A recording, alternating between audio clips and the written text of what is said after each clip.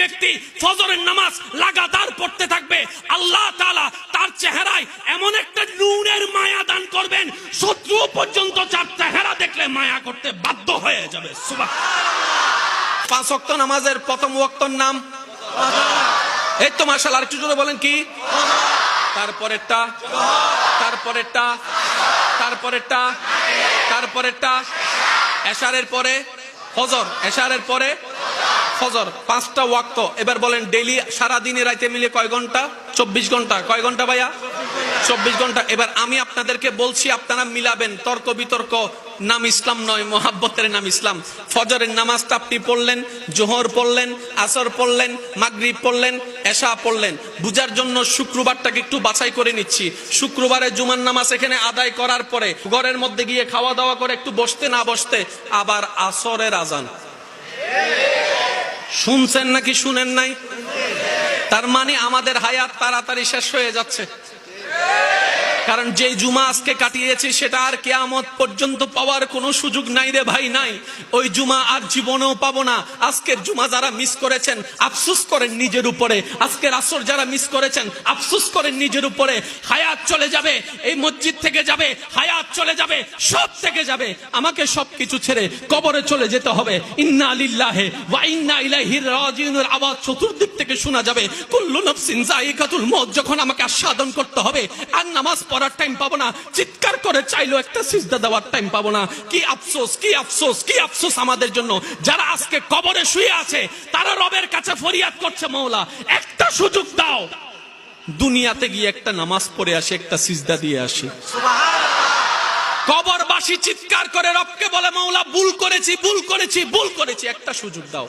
আবার দুনিয়ায় যাব, মওলা হাজার ব্যবসা থাকুক আমি নামাজ ছাড়বো না, হাজার চাকরি থাকুক আমি নামাজ ছাড়বো না, মওলা একটা সুযোগ দাও, একটা সুযোগ দাও, একটা সুযোগ দাও।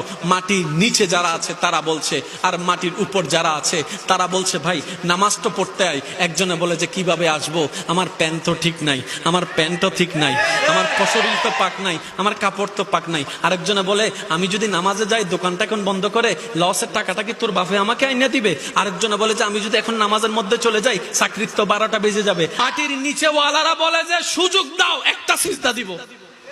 আর মাটির উপরে যারা আছে তারা হাজার বার মুয়াজ্জিন ডাক দেয়, হাইয়া আলাস সালাহ, হাইয়া আলাল ফালাহ, কোনো খবর নাই। আফসোস আমাদের জন্য। আওয়াজ দিয়ে বলেন ঠিক কিনা? আফসোস আমাদের জন্য। এবার ইমানদার ভাইরা একটু খেয়াল করবেন, পিলার হচ্ছে নামাজ, পিলার হচ্ছে নামাজ। এবার যে চাই, আমি কাউকে নামাজ পড়তে বলবো না, এবার যে চাই তার ঘরের ছাদ ঠিক থাকুক সে নামাজ পড়বে। আমি কিন্তু কাউকে পড়তে বলছি না, যে চাই তার ঘরের ছাদ ঠিক থাকুক সে যেন নামাজ না ছাড়ে। কারণ আপনার কাজ এখানে দুনিয়াতে নামাজকে ধরে রাখা, নামাজ আপনাকে ধরে রাখবে। সুবহানাল্লাহ। সুন্দর হওয়ার জন্য ইচ্ছা আছে না নাই? আছে। আমার কথা গ্রহণ করতে হবে না, আপনি আপনার জ্ঞান দিয়ে অ্যানালাইসিস করেন, মিল পাইলে নিয়েন, না হয় বাদ দিয়েন। এতক্ষণ বলছে সাদা হলে চলবে, এখন বলছে সাদা হলে চলবে না, একটু মায়া লাগবে, চোখগুলা একটু টানা টানা হইতে হবে, হাসিটা এমন হাসতে হবে যেন ফুল জর্জর জর্জর জর্জর করে পড়ে, কথাগুলো এমন আদব এবং মিষ্টি থাকতে হবে যেন শুনলে শুনতে ইচ্ছা করে, শুনতে ইচ্ছা করে। চুলগুলো এমন থাকতে হবে যেন আমার বউকে আমি হাত বুলাই দিলে নিজের মনটা একটু শান্তি হয়ে যায়। টোটাল চেহারাটা এমন থাকতে হবে, সারাদিন পরিশ্রম করে ঘরে আসার পরে যখন বউয়ের চেহারা প্রথম দেখবো, ওই চেহারায় এত মায়া থাকবে যেন আমি সারাদিনের কষ্ট দুঃখ সব ভুলে যেতে পারি। এটাকে তো সুন্দর বলে। এবার বলেন, সেই সুন্দর মানে কি ফর্সা? নয় নয়। সেই সুন্দর মানে কি লম্বা? নয় নয়। সুন্দর কাকে বলে?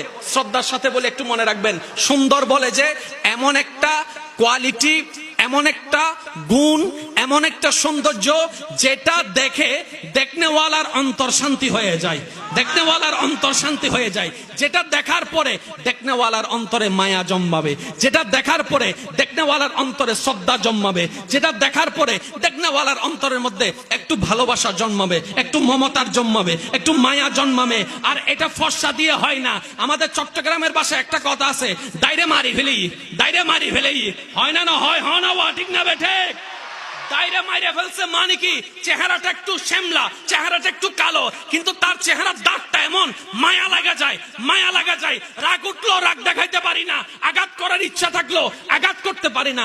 যখন সে কান্না করে অন্তরটা ফেটে যায়, এমন মায়া লাগে। এই মায়াটা আসতে হয় রবের দরবার থেকে। চিৎকার দিয়ে বলেন না সুবহানাল্লাহ। নামাজ এমন একটা ইবাদত, একটু শ্রদ্ধার সাথে বলি শুনুন, নামাজ এমন একটা স্পেশাল ইবাদত যেটা শুধু আপনাকে জান্নাত পর্যন্ত পৌঁছাবে না। যে ব্যক্তি ফজরের নামাজ লাগাতার পড়তে থাকবে, আল্লাহ তাআলা তার চেহারায় এমন একটা নূরের মায়া দান করবেন, শত্রু পর্যন্ত তার চেহারা দেখলে মায়া করতে বাধ্য হয়ে যাবে। সুবহানাল্লাহ। এবার আসেন, যাদের থেকে সুন্দর হতে ইচ্ছা হয়, আমার একটা অনুরোধ, আল্লাহকে খুশি করার জন্য প্রত্যেকদিন ফজরের নামাজটা কন্টিনিউ করেন। সুবহানাল্লাহ।